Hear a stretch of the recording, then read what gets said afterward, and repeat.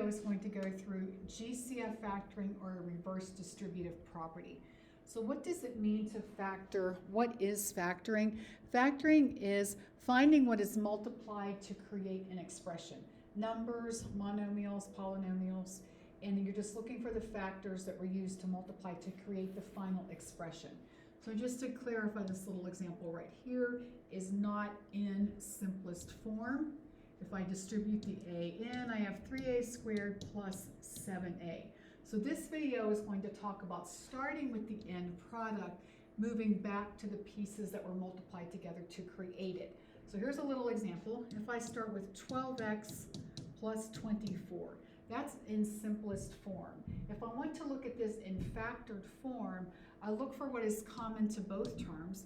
They both share the number 12, so I reverse distribute the 12 out, or divide both terms by 12, and I'm left with x plus 2. If a polynomial cannot be factored, then it's considered prime. So moving down to do a few of these, this is actually very simple. When I look at 3x and 12, their greatest common factor is 3. When I divide both terms by 3, what's left inside the parentheses would be 3 times the quantity x plus 4. So notice this is in simplest form and this is in factored form. Looking at number 3, their GCF is 4, leaving me with 2m plus 9n. Looking at number 2 rather, their greatest common factor is 7, so I reverse distribute out a 7 and I'm left with y minus 1. When the number itself is the GCF, what remains behind is a positive 1. And moving to number 4, the GCF is the number 5, leaving me with x plus 6y. Notice that inside the parentheses, all of the terms that remain inside the parentheses are what we would say prime to each other. They share no other factors than positive 1.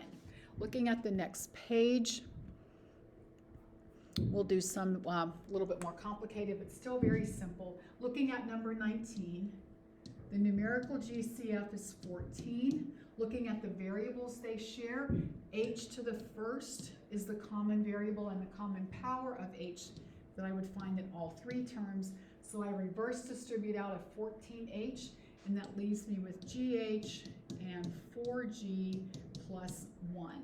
I'll do a few more on the video, and I think that's sufficient for you all to get the idea.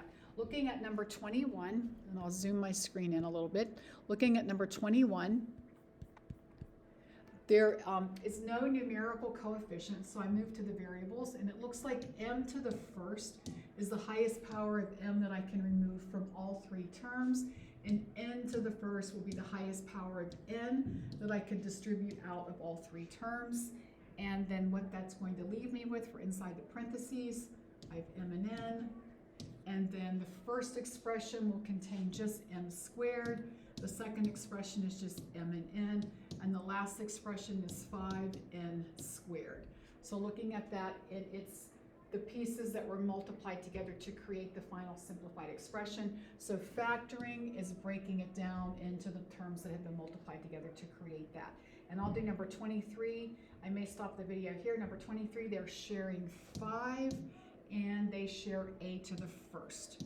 And then grouping symbols, leaving me with 7a and 4b squared and positive 3.